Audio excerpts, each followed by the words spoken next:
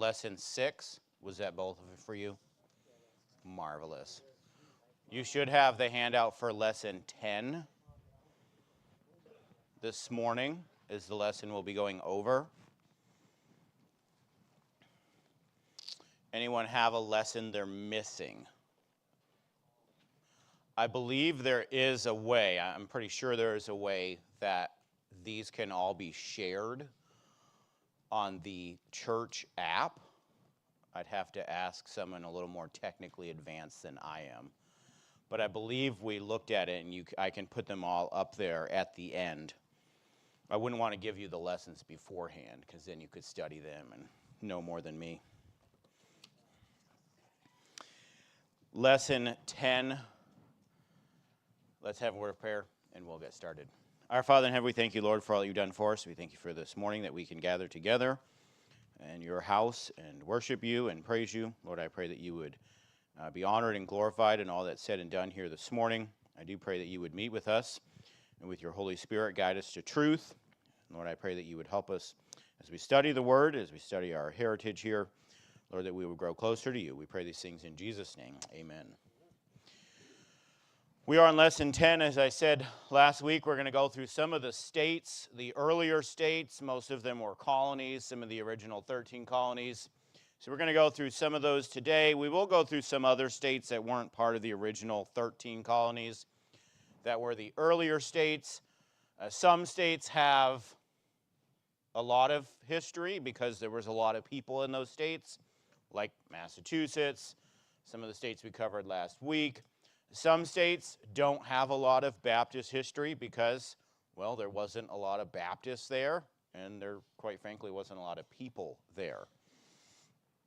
So you notice some of them are longer, some of them are shorter. There's a couple other things that I've put in here that we'll go over as well. The Great Awakening.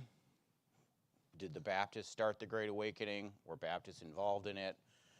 And also some of the associations that started to come about during this time in history as well.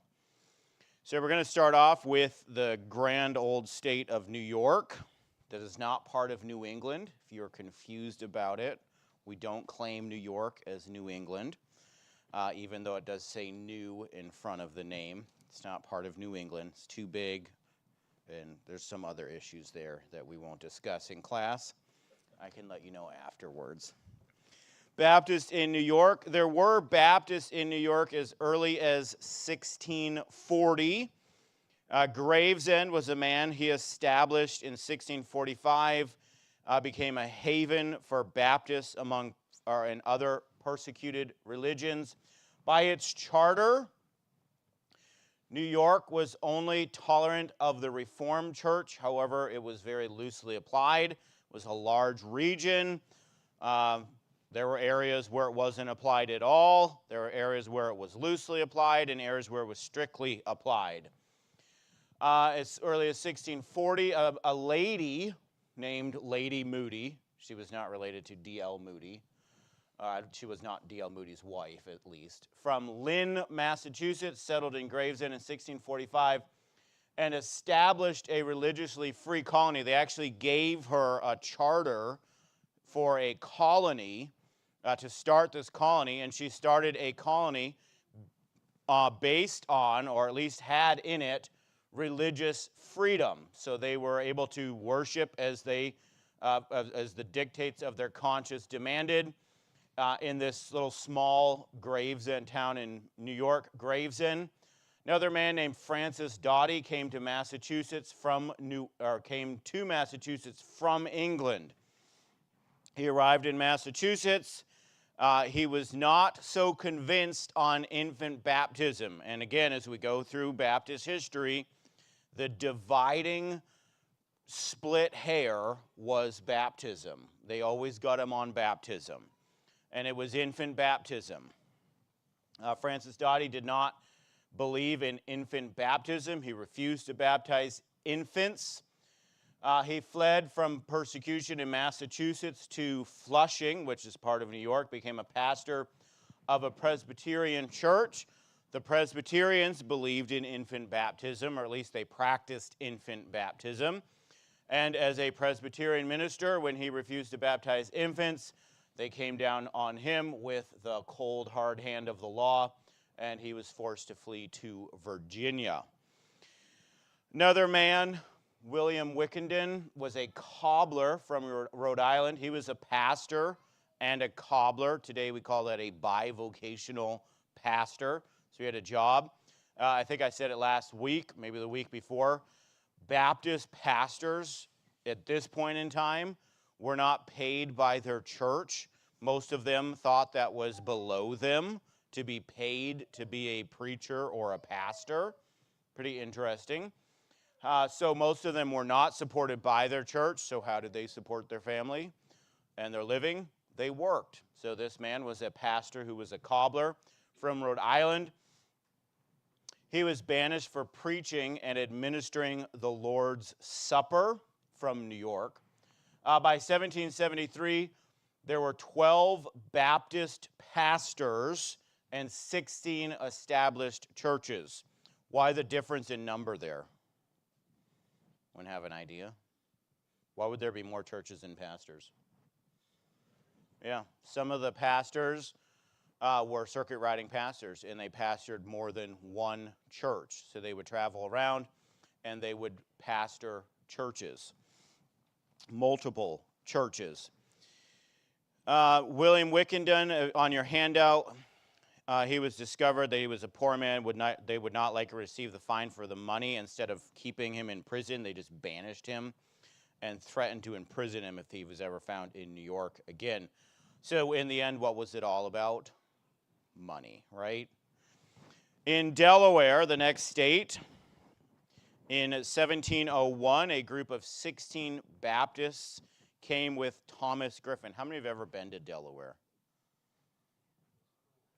Been through it? It's kind of out of the way. You typically drive through Delaware, or, I don't know. It's an interesting state. I don't remember a whole lot about it when I drove through it, but. In 1701, a group of 16 Baptists came with a man named Thomas Griffin from South Wales. Under Thomas Griffith, I don't believe he's related to the famous TV guy, but maybe. They brought bricks from Wales. They actually brought bricks on their ship with them, their boat, when they came over, with the intent that when they arrived in the New World, they were going to build a church. So they brought those bricks with them, and they built the Third Baptist Meeting House in 1746. Now, in terms of history, 1620, the Pilgrims came. By 1640, we know there were Baptists here meeting. So how in 1746 do we have only the Third Baptist Meeting House in America? Why do you think that was so? Okay, well, they didn't build meeting houses. The Baptists didn't build meeting houses because it was illegal in most cases to be a Baptist. So they didn't meet in churches. They met in houses. They met in barns to have a meeting. So the third official, this was built as a Baptist building. This was the third building ever built in the United States as a Baptist meeting house, and it still to this day is there. You can actually go and see this building. There's a big plaque on it that says this was built by these people in this year. Elijah Baker and Philip Hughes from Virginia helped to start 22 Baptist churches in Delaware, Virginia, and Maryland. The Sounds Baptist Church was formed in 1779, and in the first 16 years of its existence, it trained and sent out 6 preachers. This is a picture. I don't know if you can see it that well. It's a picture of that church that they brought bricks from Wales over to the New World and built as a meeting house to meet as Baptists. And those bricks there on the side are actual bricks that they built that building with in the 1700s. You can go see it. It's pretty cool. Of course, there's no one alive that built it. That's why there's a graveyard around it. I don't know if they're actually buried there. But that's the old Welsh Tract Church. You can go to Delaware. You can see it. If you're going through Delaware, it'd be interesting to stop and see it. Look it up. You can read all about it online, the old Welsh Tract Church. But it was a Baptist meeting house. In Connecticut, you remember the two states that did not like Rhode Island because they were religiously free, and they allowed the Quakers and the Baptists. What were the two states? Massachusetts and, hint, Connecticut, right? They were trying to get rid of Rhode Island, basically, because Rhode Island allowed freedom of religion and separation of church and state. Connecticut was strictly intolerant of non-congregational state churches. So again, Presbyterian or Congregational, those were the two state church. And if you're reading old church documents, they refer to it as the standing order. That was the church, the state church. Part of your taxes went to pay for that church that you were required to attend. Okay? So it's strictly intolerant of non-congregational. The earliest Baptist activity was in 1705 in New London, but it was soon suppressed, and the Baptists fled back to Rhode Island. By 1735, there were 3 Baptist churches in Connecticut, but they faced severe persecution from the state church. By 1744, 14 Baptists were arrested in Sayville for holding a Baptist meeting. And by 1789, so of course we've crossed over, now we're our own country, the number of churches had grown to 30 with 20 pastors. Again, 30 churches, 20 pastors. There were pastors who were pastoring more than one church. So pretty interesting. In Vermont, I thought this was interesting. The first Baptist church was established in Shaftesbury in 1768. The building is still there. I've not gone and seen it, but the building still stands, and the Historical Society in Shaftesbury, Vermont is in that building. So you can go see that church, the first Baptist church that was ever established in Vermont, is still there. I believe you can go see the building. The Champlain Valley Baptist Church, how many have ever heard of that? Okay. I believe he's our missionary, or a church planter that we support in Vermont, is pastored by Ben Potter, and a church planter supported by Granite State Baptist Church. So we're actively a part of establishing Baptist churches, just like the Baptists in Rhode Island, going into these areas where they're not really that welcome, but we're helping to establish a church there with Ben Potter. We've gotten some updates from him. I remember the update from Ben Potter in our missionary moment. I remember when he first started there in Vermont. Pretty tough place. Vermont, by capita, I believe, I don't know if it's still true, it's true 10 years ago, is the least churched state in the Union. So I think it's good that we've got a Baptist church. Interestingly enough, I went to church in Vermont my whole life growing up. We went to a church in Wethersfield, Vermont, and I've been to a church in Ascutney, Vermont, and a church in Bellows Falls, Vermont. And all the churches, for whatever reason, where I grew up, there were no churches in New Hampshire, so we had to go to church in Vermont. And that's where I went to church, in Vermont, even being from New Hampshire.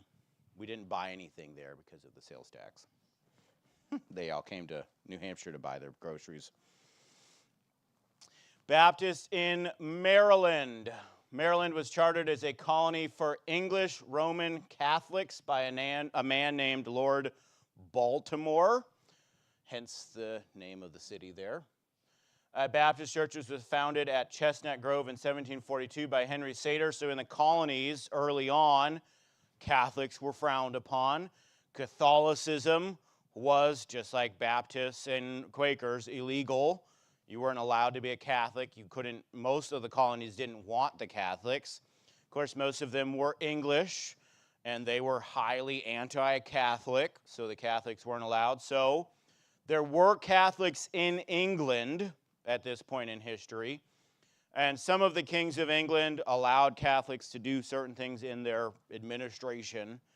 However, there was not a lot of Catholics. But this man named Lord Baltimore, he was a Catholic. He wanted to establish a colony for Catholics in the New World. So he chartered it as a Roman Catholic colony. How many have ever noticed that on the flag of Maryland? You're like, wait, why do they have that flag? Because it was established as a Roman Catholic colony. Baptist Church was founded at Chestnut Grove in 1742 by Henry Sater. By 1792, there were 17 churches, non-Catholic churches, in Maryland. In New Hampshire, finally, right? In 2013, the Baptists finally made it to New Hampshire and established the Granite State Baptist Church. That's all you need to know about Baptists in New Hampshire. I mentioned it before. There was potentially the first Baptist pastor ever in the New World on the continent of North America was in New Hampshire, in Dover.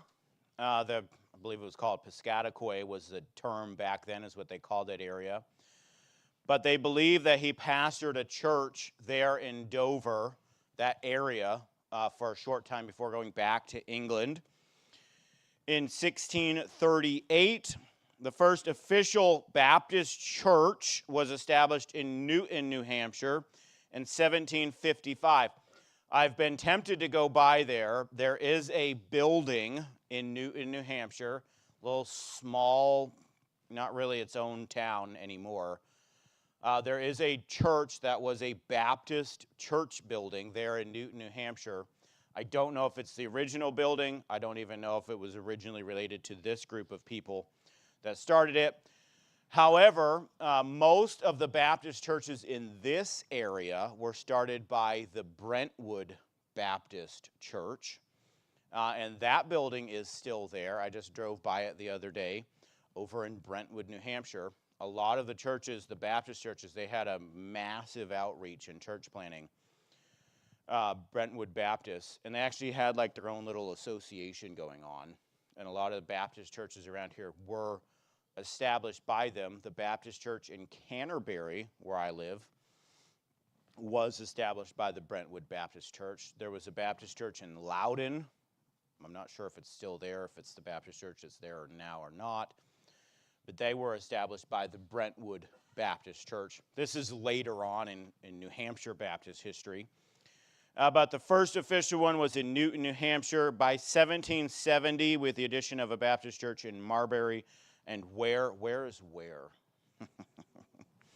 There were 3 Baptist churches in New Hampshire.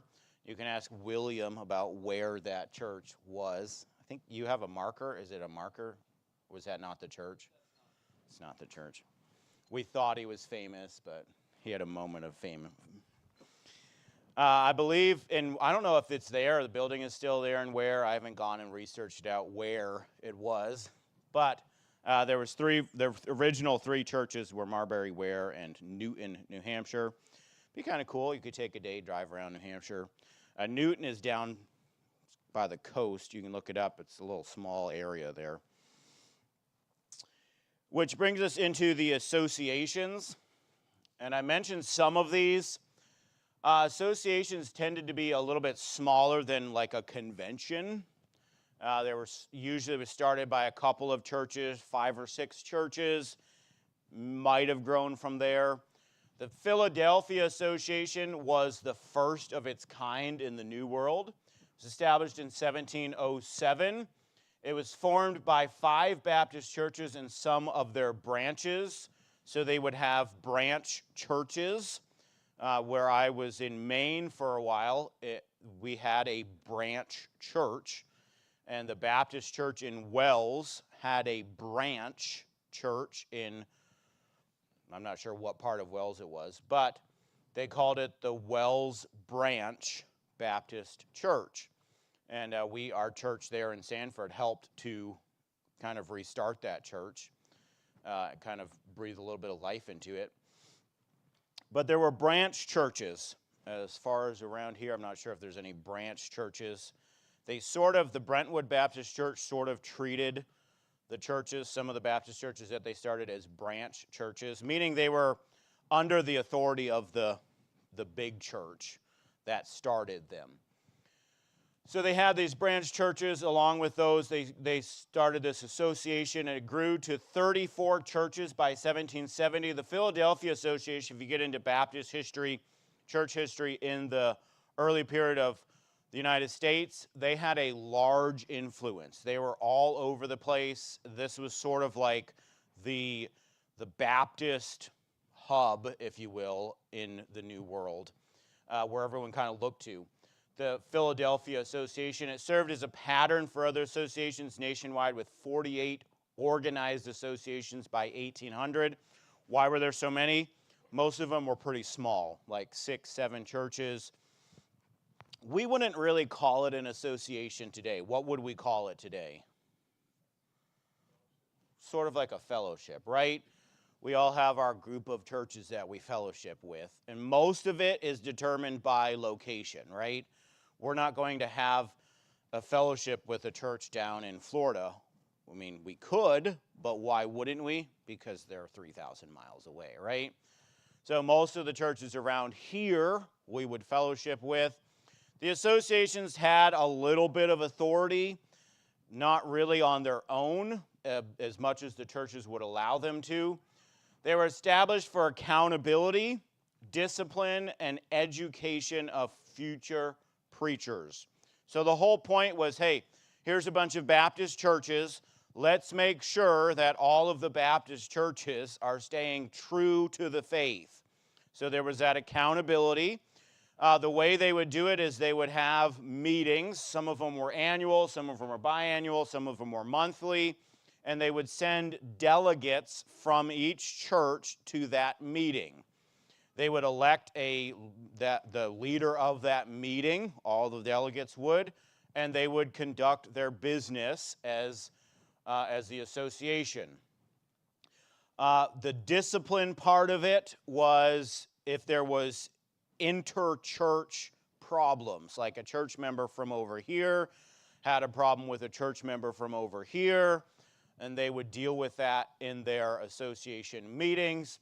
And then when it came to education, some of the colleges, even the famous colleges that we know today, were established by these associations to train future preachers.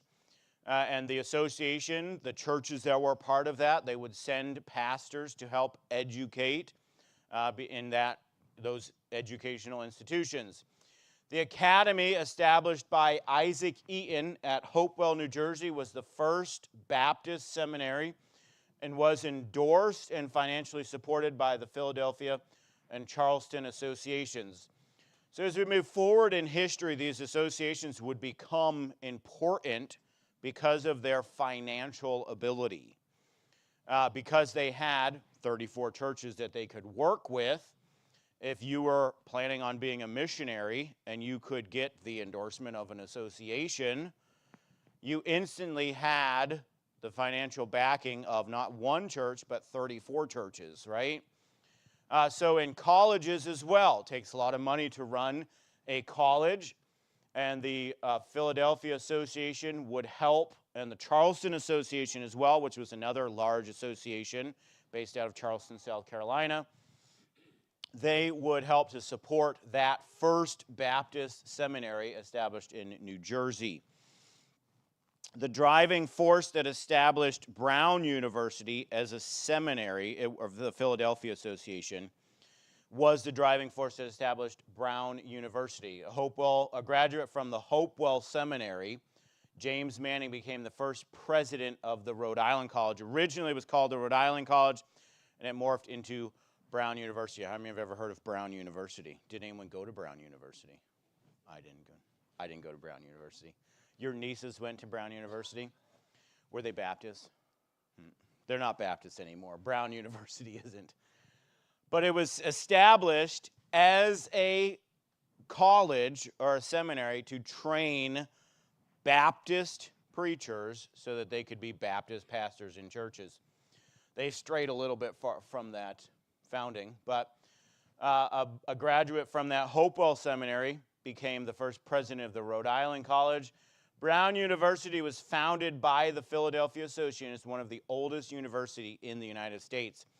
If you went there and said, hey, you're a Baptist college, they probably would not be very happy with that. But it was established by a group of Baptist churches to educate Baptist pastors in the New World. That's part of our heritage as Baptists. The Baptists were involved in that. The Great Awakening. The Great Awakening began in Northampton, Massachusetts in 1734 with the preaching of Jonathan Edwards. Jonathan Edwards was not a Baptist, okay? We would like to claim him, but he was not a Baptist. The Baptists really had nothing to do with the starting of the Great Awakening. Why? The people who were most affected by the Great Awakening were the people who were in the cold, standing order churches that had zero life in them, as far as spiritually speaking. And so when this guy came around and started preaching, they were like, what in the world is this? We've found something that actually spiritually feeds us. So with the preaching of Jonathan Edwards and eventually George Whitefield, there was new life breathed into a lot of these churches that were there. They existed purely because the state supported them. And a lot of these people, they went to church because it was something that was required of them as citizens of their communities. The Baptists really had nothing to do with the Great Awakening. Did the Baptists need revival? Do the Baptists still need revival? Yes, they're good. It's okay to have revivals. However, the Baptist churches were not really a part of the churches that were involved in that. However, they benefited from the Great Awakening. The people who were revived in the Great Awakening, many of them were saved. Do you think they went back to their state churches? No. Many of them actually started a new style of church. And most of those would either morph into a Baptist church. Why? Because they started reading their Bible. They started studying the Scriptures and seeing in the Scriptures how a church was to operate and what preaching was supposed to be like and what Christian living was supposed to be like. So many of them, a lot of them would morph into a Baptist church, or they would merge with a Baptist church. Shock, the state church was opposed to the preaching of Jonathan Edwards and George Whitefield. Why? Because they were calling out the pastors of these churches that weren't preaching the gospel. They weren't preaching the Bible. Eventually, many states banned them from preaching there. Why do you think they're famous preaching, the pictures of these guys, where are they typically preaching? Outside. They weren't allowed to preach indoors. Most of them weren't allowed to preach in the towns. They were banned. Out of the revivals came a group of believers searching for a living church, which led to the establishment. You'll see some of these churches in church history, the New Light Church or the Separate Church. They said, all right, we're going to come out of the established church. You see this pattern in history here? We don't like the original, the established church. We're going to separate from it. What were the Pilgrims called? Separatists. They said, oh, we got to separate from this. So they called it the New Light Church. You'll see some of these. And the Separate Church. They wanted a church that actually had life, where the gospel was preached, where the Bible was preached, where people were spiritually alive. Many of these churches became Baptist churches or merged with Baptist church. Not every one of them became a Baptist church. Not every one of them merged with a Baptist church, but many of them did. Why? Because the Baptists, they were preaching the gospel, and they were preaching the Bible, and they were living as best as they could according to the Bible. And this is what most of these people were looking for, who were saved out of the state-established churches. In Virginia was intolerant of any religion besides Episcopalian. Virginia was a very English colony, so they were very English in their toleration of other religions. The Baptists first came to Virginia in 1714. Several small Baptist churches started but quickly died due to persecution. It wasn't really until 1760 that an official New Light, recognize that, New Light Baptist Church was established. It was quickly followed with more Baptist churches. So the Great Awakening had a lot to do with helping Baptists in Virginia to start those churches.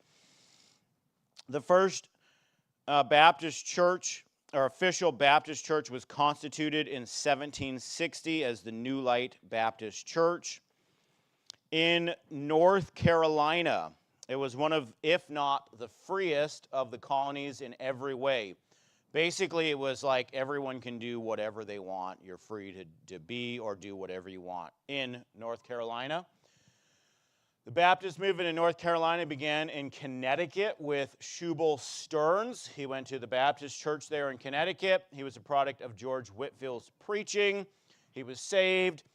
He became a Baptist. Shubal Stearns established a church at Sandy Creek, which quickly grew to over 600 members, with many branches in the surrounding region. I've put some information on your handout here. Began with Shubal Stearns at Sandy Creek in 17 years. So Shubal Stearns is a pretty famous character in Baptist history. There's a lot of information about him. I'd encourage you to do some research, read about him if you haven't already. There's a lot of people who have said a lot of things about Shubal Stearns. A lot of people have studied a lot of things about Shubal Stearns. He was a fiery preacher, where a lot of we get the leather-lunged preaching of the Southern Baptist preachers, right?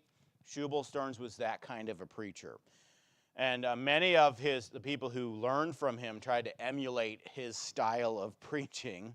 And you get that preaching in the South a lot, that fiery, like, right, peel the paint off the back of the church, fiery preaching, right? A lot of that came from this man. In 17 years, the church at Sandy Creek was responsible, 17 years, for over 40 churches being established and 120 preachers. That's quite a busy church. We're going to be celebrating, 12 years here? How many churches have we established? How many preachers have we sent out? Where are we going to be in 5 years? At 17 years, we better get to work if we're going to try to be like this church. I don't think we have to be like that church, but a little bit of encouragement to maybe think about it, pray about it, see what God would do. He was able in 17 years to establish 40 churches. There was more established, and if you go to North Carolina, even in that area, there are many, many churches that were established by Shubal Stearns and his church there at Sandy Creek. And Mrs. Frank is shaking her head. She's like, yeah, I've been there. It's real. Pretty interesting. He's a big character in Baptist history. I'd encourage you to study about him, study some of the churches that he started there. In Georgia, they first arrived in 1757. Daniel Marshall, he was the brother-in-law to Shubal Stearns. He actually went to Sandy Creek for some time and worked with Shubal Stearns there with his church. And he eventually would settle in Keokee Creek with other Baptists in 1771. And they started the first Baptist church in Georgia in 1772. They established a church. He was, along with Shubal Stearns, was affected by the Great Awakening, the preaching of George Whitefield. He went and worked with Shubal Stearns, helped him to establish some churches, and then he would eventually pastor his own church, this guy Daniel Marshall, and he settled there in Georgia. I believe, if I'm remembering correctly, that building is still there, the original building is still there. That he started that church there in Keokee Creek. They moved right across the river, so they called it the Church on the Move when they moved. And they moved, and then they established a church. They established a settlement and then they would move across the creek for the church building in Georgia. Any questions, comments? Yes. That's the end of the slideshow, by the way. That's why.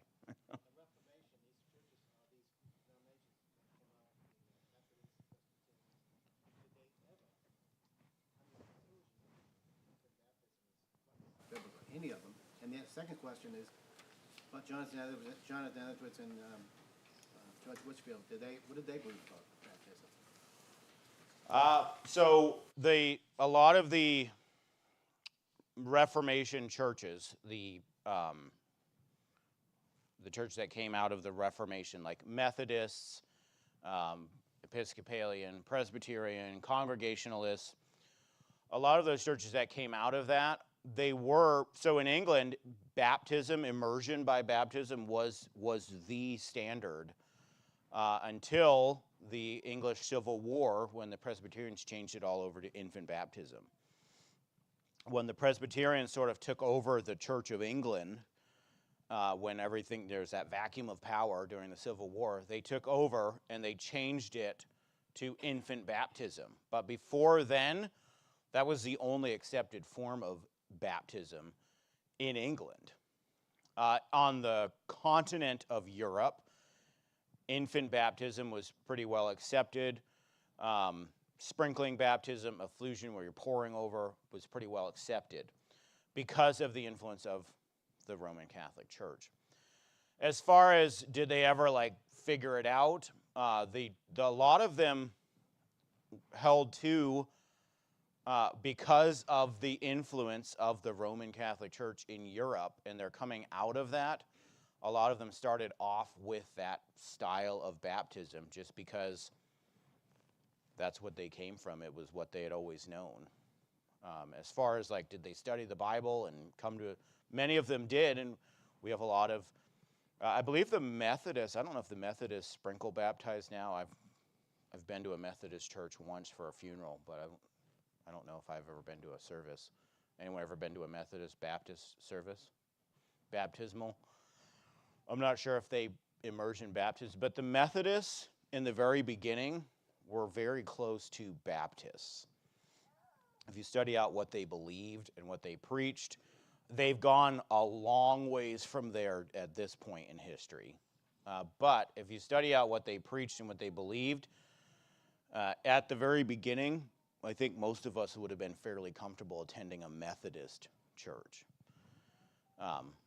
Not today, I wouldn't be comfortable attending a Methodist church.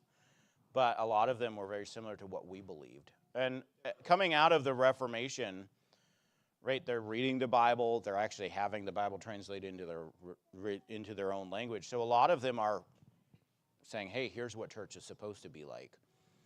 But many of them have strayed from that. Yeah, most of the religions would baptize adults.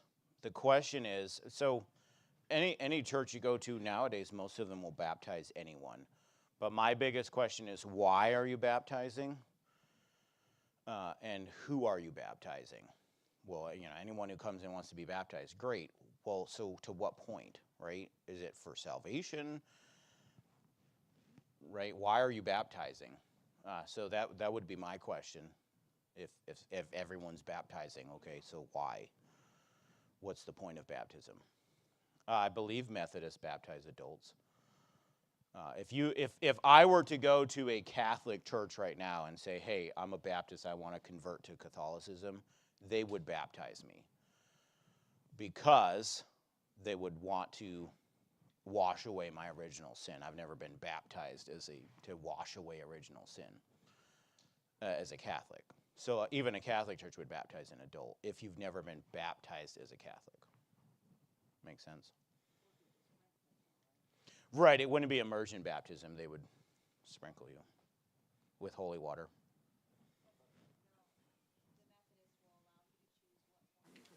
So you can take a pick.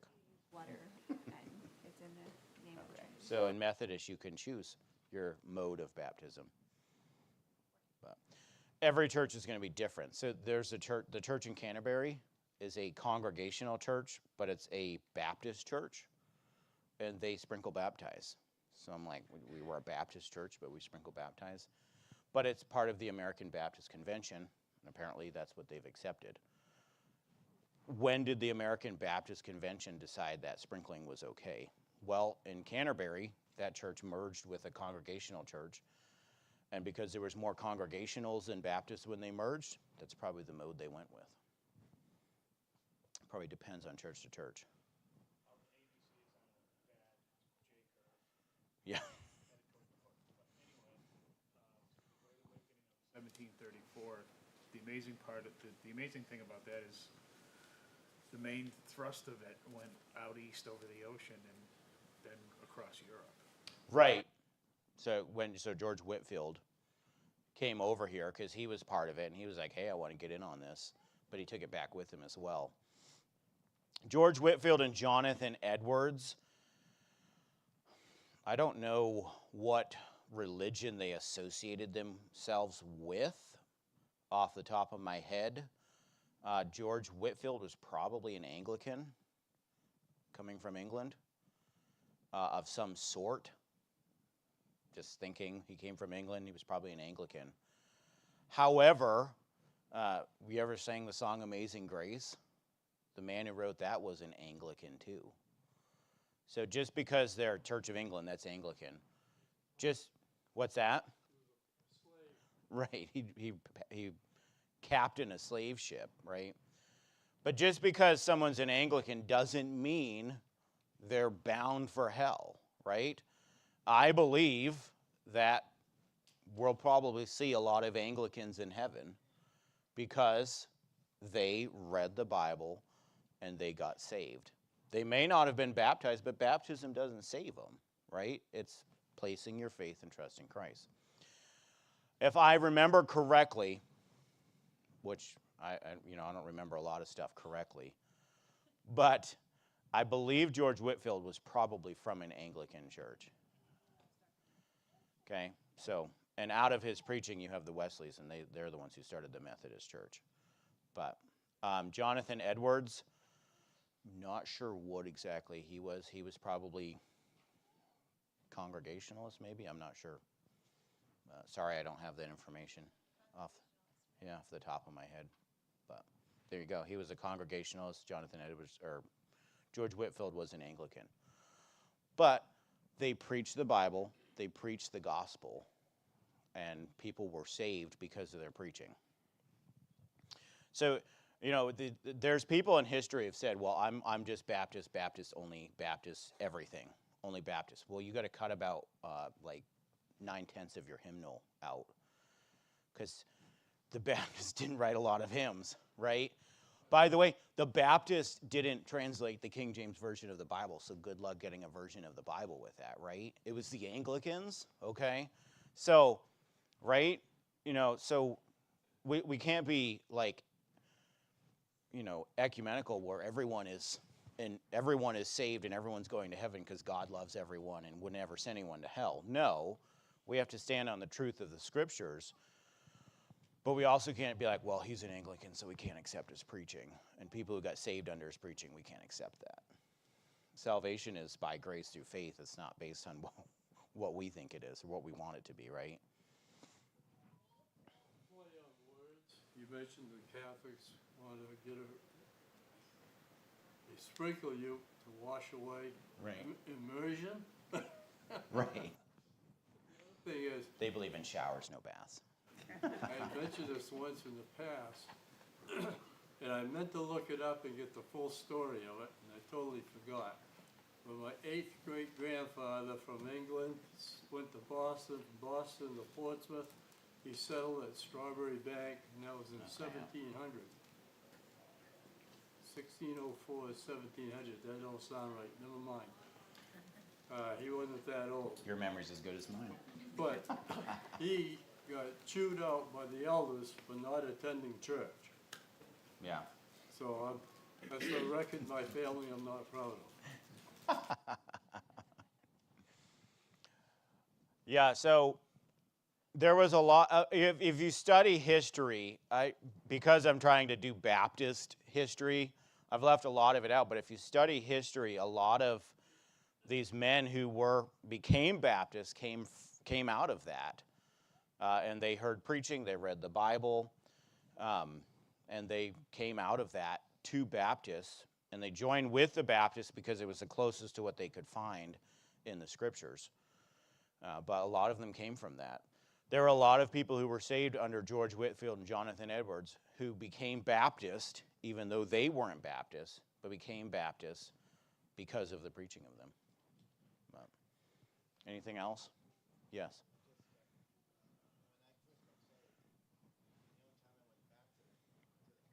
Which was usually for funerals of relatives. Yeah. I remember one particular funeral that they were sprinkling the casket, and they were saying that, you know, the baptism, that's when they became a Christian. Right. So we baptize you, you're a Christian.